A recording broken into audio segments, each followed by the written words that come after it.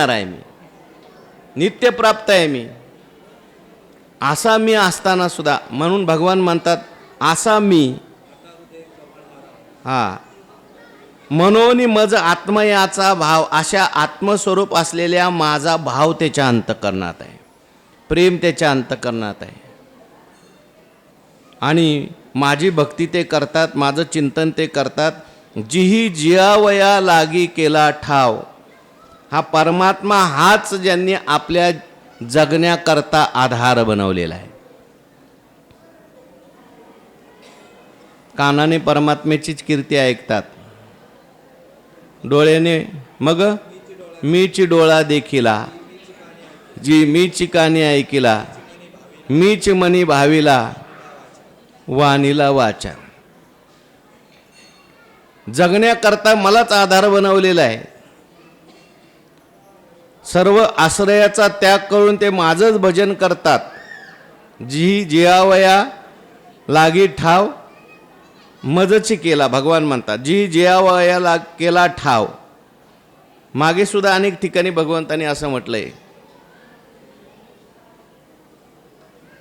माझ्या भजनामध्ये ज्यांचा त्यांना जन्म सार्थक वाटतो, गोमटीची नाही मजेची नाम पाही जिनिया ठेवले. असं भगवंताच्या विषयी परम प्रेम आहे. भगवान परमात्म्या आपलं जसं आत्म्यावर प्रेम असतं तसं त्यांचं भगवंतावर प्रेम आहे. प्रत्येकाच्या परमप्रेमाचा विषय प्रियाची परमसीमा आत्मा आहे. तसा परमात्माच ज्यांनी आपल्या प्रेमाचा विषय बनवला, सात्व अस्मिन परम प्रेम रूपा, आणि जगण्याचा आधार परमात्मा ज्यांनी बनवलेला आहे. एक मी वाचून वाव येर मानिले, आणि माझ्या व्यतिरिक्त जे काही आहे ते सगळं काय मानलंय, वाव मानलंय. येरती माईके दुःखाची जनिती, नाही आधी अंती अवसानी. बाकीचं सगळं जे आहे फलकट तो संसार, येते सार भगवंत. कळलंय त्यांना.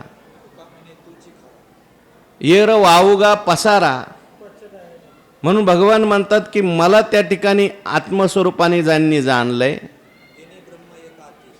हा येर अवघीचं भ्रांती, हा अशा प्रकारचा ज्यांचा बोध आहे. बाकीचं सगळं जे आहे ते लटिका व्यवहार, सर्व हा संसार वाया येर झार हरिविन कळलंय. आणि मग खोटं कळलं आणि खरं कळलं की खोटं सुटतं आणि खऱ्याविषयी प्रेम निर्माण होतं. आपल्याला अजून देवाविषयी का प्रेम निर्माण होत नाही? अजून संसाराच्या विषयी खऱ्या सत्यत्वाची बुद्धी आहे. परमात्म्याच्या विषयी जी सत्यत्व बुद्धी असायला पाहिजे ती संसाराविषयी आहे. अजूनही त्याच्यामध्ये सुख मिळेल अशी आपल्याला आशा आहे. पण माझे जे भक्त आहेत त्यांना कळलेलं आहे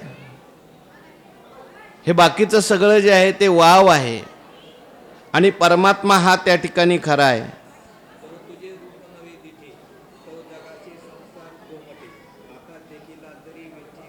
हा हो, म्हणून त्या ठिकाणी संतांनी सांगितलं यांनी ते जाणलं, आणि जाणून मग खोट्या संसाराच्या मागे न लागता माझं चिंतन करतात, माझं भजन करतात. आणि त्यांनी माझं भजन केल्यामुळे माझ्या अंतःकरणात प्रेम निर्माण होतं. मलाही असं वाटतं यांना काहीतरी दिलं पाहिजे. मागच्या श्लोकात सांगितलं त्यांना मी द्यायचंय ते अगोदरच त्यांनी मिळवलंय. पण तरीसुद्धा उपासतीची पदवी पोषित मी जाय, मी त्यांचं प्रेम वाढवतो, काळाची दृष्टी पडणार नाही हे करतो. आणखीन काय करता सांगा ना. भगवान सांगतात पुढच्या ओवीमध्ये काय करतात. तुमच्याकडे काय ओवी आहे? तया तत्वज्ञान चोखटा, दिवी पोतासाची सुभटा, मग मीची होऊनी दिवटा पुढा पुढा चाले. तया तत्वज्ञान चोखटा, असं शुद्ध तत्वज्ञान ज्याला झालेलं आहे, किंवा माझी शुद्ध भक्ती करतो, ज्यांनी मला जगण्याचा आश्रय बनवलेला आहे, मी आत्मस्वरूप असलेल्या माझ्या ठिकाणी ज्यांचं प्रेम आहे, अशा लोकांच्या करता भगवान म्हणतात, हे सुभटा मी दिवा घेतो हातामध्ये. कशाचा दिवा घेतो? हा, पोतासाची. पोतासाची म्हणजे काय हो? हा, मशाल. काही काही ठिकाणी अर्थ दिलाय बघा. पोतासाची म्हणजे कापराची मशाल. कापूर, कापूर, कापराची मशाल. तत्वज्ञान रूपी कापराची मशाल. हा तत्वज्ञान शब्द जो आहे तो त्या दिव्याचं विशेषण करा. तत्वज्ञान रूपी कापराची मशाल घेऊन भगवान म्हणतात, मग मीच होऊन दिवटा पुढा पुढा चाले. दिवटा होतो. पूर्वीच्या काळामध्ये या लाईट नव्हत्या. आणि मग जर समजा दिंडी काढायची म्हटलं संध्याकाळची, रात्रीच्या वेळेस, तर काय लागायचे? मिरवणूक सुद्धा काढायची म्हटली तरी लग्नाच्या मिरवणूक सुद्धा काय लागायचे? दिवटे. ते टेंबे असायचे, ते दिवे असायचे मोठे उंचच्या उंच, त्यात तेल घालायचे आणि ते डोक्यावर घेऊन चालणारे जे असायचे त्यांना दिवटे म्हणायचे. हो, पुढे एक दिवटा, मध्ये एक दिवटा, मागे एक दिवटा. आणि ते मग दिवटे जे आहेत ते प्रकाशामध्ये, त्याच्या प्रकाशात सगळे लोक चालायचे. अजूनही आता काही काही ठिकाणी लाईट नसली तर दिंडीमध्ये सुद्धा ते दिवे लावतात.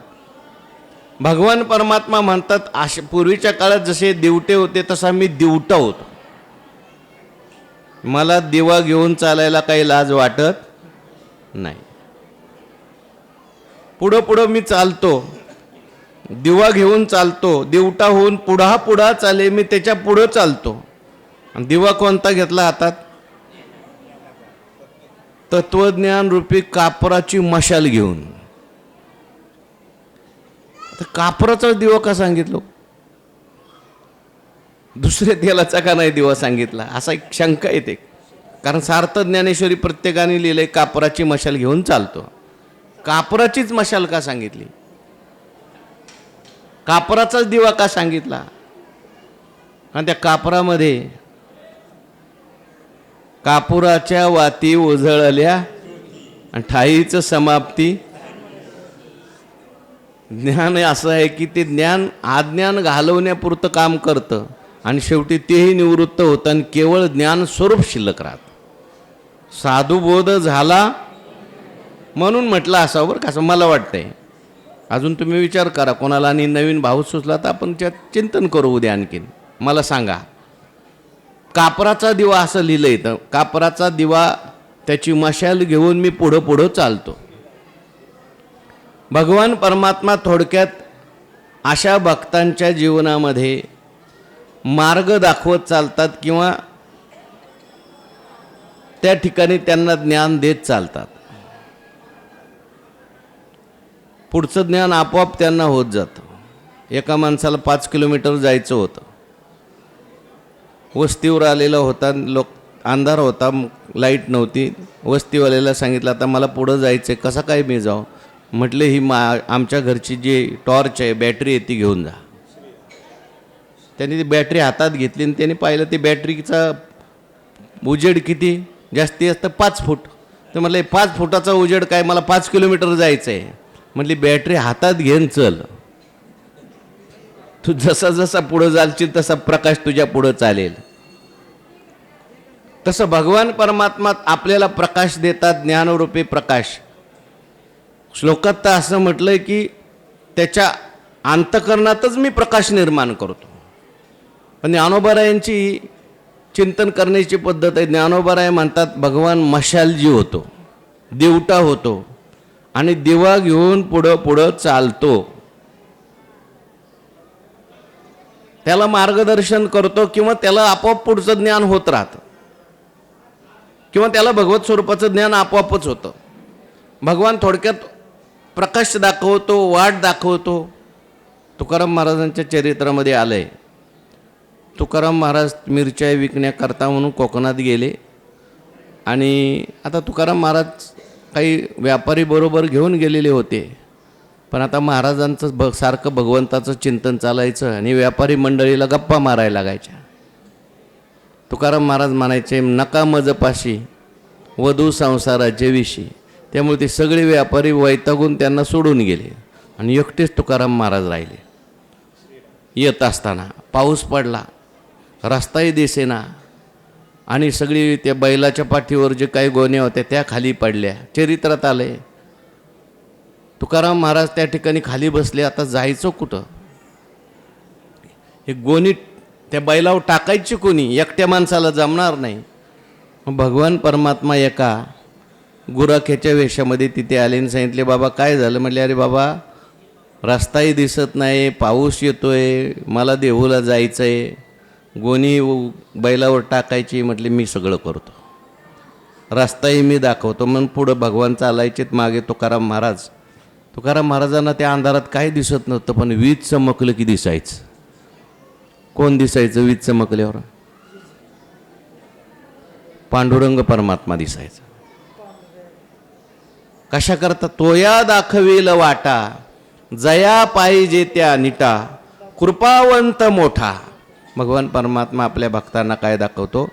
वाट दावी करी धरोनिया. काय मागचं आहे? मागचं काय? योगक्षेम त्यांचे जाणे जड भारी, वाट दावी करी धरोनिया. पण खरा योगक्षेम हा परमार्थातला आहे. त्याच्या अंतःकरणामध्ये परमात्माकार वृत्ती निर्माण करणं, ती टिकवणं. आपल्याला वृत्ती निर्माण होते पण ती टिकत दृढ होत नाही. पण भगवान म्हणतात त्याची वृत्ती जी आहे कधीच संसाराकार होणार नाही. त्याची वृत्ती सतत भगवदाकार होते. त्याला कारण मग मीच होनी देवटा पुढा पुढा चाले. आता देवच स्वतः त्यांना ज्ञान द्यायला तयार झालेले असल्यामुळे मग त्यांना अज्ञान येणार. अज्ञानाची राती का दिवटा घेऊन चालतो? काय प्रकाशाची गरज आहे? भगवान म्हणतात मला काळजी वाटते. कोणाची? भक्तांची. कारण रात्र भयंकर आहे. अज्ञानाची राती माझी तमाची मिळणी दाटती, ते नाशुनी घाली परवती करी नित्योदय. रात्र कशाची आहे? अज्ञानाची राती. खरी रात्र अज्ञानाचीच आहे. बाकीची ही जी रात्र आहे ती खरी रात्र नाही. आता जरी आपल्याला दिवस आहे असं वाटत असलं आणि आपलं अज्ञान गेलेलं नसेल तर आपल्या दृष्टीने ही रात्रच आहे. रात्रीचं जसं माणसाला काही दिसत नाही, रात्रीचा सगळीकडे अंधार होतो, काही कळत नाही, मग व्यवहार काही करता येत नाही, काही दिसत नाही. तसं आपल्या जीवनामध्ये अज्ञान असल्यामुळे आपल्याला परमात्मा दिसत नाही. म्हणून आंधळ म्हटले ना, आसोनी हातपाय डोळे झालो मी आंधळा म्हटले. अगोदर सगळं दिसत होतं, देखत होतो आधी मागे पुढे सकळ, मग हे दृष्टी गेली वरी आले पडळ. किंवा देवा तुझं चुकलो गा,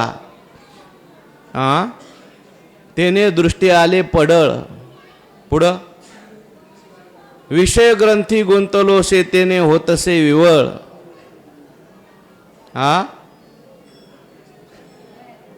विषय ग्रंथी गुंतलोसो तेने होतसे विवळ. अंध मंद दृष्टी झाली गिळू पाहे हा काळ. अवचित दैवयोगे निवृत्ती भेटला कृपाळ. धर्म जागो निवृत्तीचा तेने फेडिले पडळ. ज्ञानाचा निजबोध विज्ञान रूप सकळ. देवाला चुकला, देवा तुझं चुकलो गा तेने दृष्टी आले पडळ. मग पडळ येतं दृष्टी. आणि मग काही दिसत नाही माणसाला. अज्ञान आल्यानंतर भगवान परमात्मा दिसत नाही आणि मग विपरीत दिसायला लागतं, नको ते दिसायला लागतं. झोप जी आहे ती स्वप्न दाखवते आणि मग हे स्वप्न त्याच्यामध्ये सुखदुःख. परंतु त्या ठिकाणी भगवान परमात्मा, त्या भगवंताला काळजी वाटते. भगवान म्हणतात माझ्या भक्ताच्या जीवनामध्ये अज्ञानाची राती माझी तमाची मिळणी दाटती.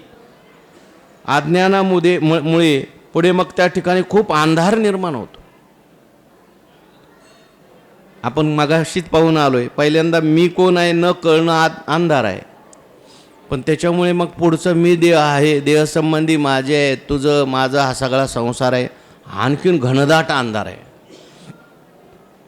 बाबा अहंकार निशी घनदाट, पण गुरुवचने फुटली. हो. बाबा ममता निशी अहंकार दाट. हा, बाबा ममता निशी अहंकार दाट, पहिलं वासुदेव ज्ञानेश्वर महाराजचा. गुरु कृपे ओळले वैकुंठ. हा, ममता हीच निशी आहे. ममता आणि अहंकार हीच दाट निशी म्हणजे रात्र आहे. माणसाच्या मनातली ममता आणि अहंकार. बाबा अहंकार निशी घनदाट, अहंकार हीच निशी आहे. निशी आहे म्हणजे रात्र आहे. अहंकार माणसाला काय कळू देत नाही. अहंकाराचे तोंड काळे, दावी बळी अंधार. काय करवी तो आत्महत्या, नेदी सत्य आकळू. अहंकार माणसाला खरं कळू देत नाही. अहंकार दुःख भोगायला लावतो. अहंकार काही दिसू देत नाही माणसाला, परमात्मा दिसू देत नाही. म्हणून माझी तमाची मिळणी दाटती, खूप अंधार निर्माण होईल माझ्या भक्ताच्या जीवनात. अज्ञानाच्या रात ते नाशू निघाली. तुम्ही पुढं पुढं चालताय, दिवटा घेऊन चालताय, मशाल घेऊन चालताय. ज्ञानरूपी मशाल कशा करता भगवान म्हणतात, याच्याकरता या अज्ञानरूपी रात्र माझी ते नाशू निघाली परवती. ती अज्ञानरूपी रात्र मी नष्ट करून टाकतो. भक्ताच्या जीवनामध्ये सगळं असलेलं अज्ञान भगवान नष्ट करतात. भक्ताला जास्त काही विशेष प्रयत्न करावे लागतात. त्यांनी फक्त भजन करायचं आणि केल्यानंतर भगवानच ते अज्ञान घालवतात. आणि भगवान म्हणतात करी नित्योदय. भक्ताच्या जीवनामध्ये नित्य उदय होतो. म्हणजे आता नित्य पहाट, आता अंधार नाही. पुढती अस्तवे ना ऐसे, जया पाहली अद्वैत दिवसे. मग आपण पाचे आपण असे अखंडित. सुसडा सूर्यकणाच्या राशी, नित्य उदयो ज्ञानी आशी. अस्तमानाचे जयाशी आडनाव. आता त्याला परत अंधार येणार. एकदा का त्याच्या जीवनात प्रकाश झाला, देवाने केला ज्ञानरूपी प्रकाश, मग तुम्ही म्हणाल त्याच्या जीवनात रात्र येईल का? ही लौकिक रात्र येईल. लौकिकातलं त्याला झोपही येईल, स्वप्नही येईल. पण हे लौकिकातलं झालं. परमात्म दृष्टीने त्याच्या जीवनात आता रात्र नाही, नित्य उदय आहे. सुसडा सूर्यकणाच्या राशी, नित्य उदयो ज्ञानी अशी. आस्तमानाची जयाशी आडनाव नाही. आस्त नाही आता एकची मोहरा. हा, पुढं काय? पासोनी अंधारा दुरी झालो. आता अंधार राहिला नाही, नित्य उदय आहे. असा नित्य उदय आमच्या जीवनामध्ये असल्यामुळे भगवान परमात्मा म्हणतात मी त्याच्या जीवनामध्ये नित्य उदय करतो. आता अज्ञानरूपी रात्र शिल्लक राहत नाही. हे माझं कर्तव्य मी करतो. मला त्या भक्तांची काळजी असते, त्यांच्या जीवनात माझ्याविषयी प्रेम आहे, भक्ती आहे. म्हणून ऐसे प्रेमळाचे निप्रियोत्तमे, बोलिले जेथ पुरुषोत्तमे, तेथ अर्जुन मनोधर्मे निवालो म्हणतसे. असं कोण बोललं? अर्जुन नाही बोलले. ऐसे प्रेमळाचे नि प्रियोत्तमे. प्रेमळाचा प्रियोत्तम आहे. जे कोणी प्रेमळ भक्त असतील, त्या प्रेमळ असलेल्या भक्तांच्यावर प्रेम करणारा प्रियोत्तम, उत्तम प्रकारे प्रेम करणार आहे. ते तर प्रेमळ आहेतच. कोण? भक्त. भक्तांचं भगवंतावर किती प्रेम आहे त्याचं वर्णन केलं भगवंतानी. पण भगवान परमात्मा सुद्धा प्रियोत्तम आहे, उत्तम प्रेम करणार आहे. प्रेम करणारे जगात नाहीत का? आहेत. पण कुठपर्यंत प्रेम करतात? सुरवर मुनिवर सबकी रीती, स्वार्थ लागी करई सब प्रीती. पण ज्याला प्रेमाची जाणीव आहे, यांनी माझं भजन केलंय, यांनी माझं नामस्मरण केलंय, यांचं मी केलं पाहिजे. असं उत्तम प्रेम करणारा आहे, जो प्रेम करून आपल्या भक्तांचा उद्धार करतो, म्हणून त्याला प्रियोत्तम म्हटलं. उत्तम प्रेम करणारा आहे, प्रेम करण्यास उत्तम आहे असा, उत्तम रीतीने भक्तावर प्रेम करणारा, प्रेमळाचेनी आणि प्रेमळ भक्तांच्या करता, बरं का, तेषामेव शब्द वापरला आहे. सगळ्यांच्या करता सामान्य कृपा आहे, पण प्रेमळ भक्तांच्या करता ही विशेष कृपा आहे. ऐसे प्रेमळाचेनी प्रियोत्तमे बोलिले तेथ. आणखीन कोण आहे हा? नुसताच प्रेमळ आहे का? नुसताच उत्तम प्रेमळ आहे का? पुरुषोत्तम आहे तो. उत्तम पुरुषस्त्वन्य, ज्याला परमात्मा असं म्हटलेलं आहे. 3 प्रकारचे पुरुष 15व्या अध्यायात येणार आहे. क्षर पुरुष, अक्षर पुरुष आणि हा उत्तम आहे. क्षराच्या सापेक्ष अक्षर आहे आणि क्षर आणि अक्षर याच्या अतीत असलेला, या दोन्हीचा प्रकाशक असलेला उत्तम पुरुष आहे. असा परमात्मा आहे. पुरुषोत्तम ज्याला म्हटलेलं आहे ते तर अर्जुन मनोधर्मे निवालो म्हणत असे. अर्जुन म्हणायला लागला, बास, तुमचं बोलणं ऐकलं, तुमचं आश्वासन ऐकलं आणि आता मला निवालो. निवालो म्हणजे आता शांत झालो. कशातून शांत झाले? का शांत झाले? देवाचे शब्द ऐकले, नुसते देवाचं आश्वासन ऐकलं. भगवंतानी सांगितलं, बाबा काही काळजी करू नको, मी बुद्धियोग देणार आहे, मी प्रेम देणार आहे, मी माझ्या भक्ताची काळजी करण्याकरता म्हणून त्याच्या अंतःकरणात जाऊन सुद्धा ज्ञान देणार आहे, नवे नवे मी देवटा होऊन पुढं पुढं चालणार आहे. असं म्हटल्यावर अर्जुन म्हटलं, आता बास, आता काय काळजी शिल्लक राहिली नाही. आणि म्हणून अर्जुन म्हटले, निवांत झालो, आता निवालो म्हणत असे. कशातून निवालो त्याचा विचार करायचा आहे उद्याच्या प्रवचनात. पुंडलिक वरद हरी विठ्ठल श्री ज्ञानदेव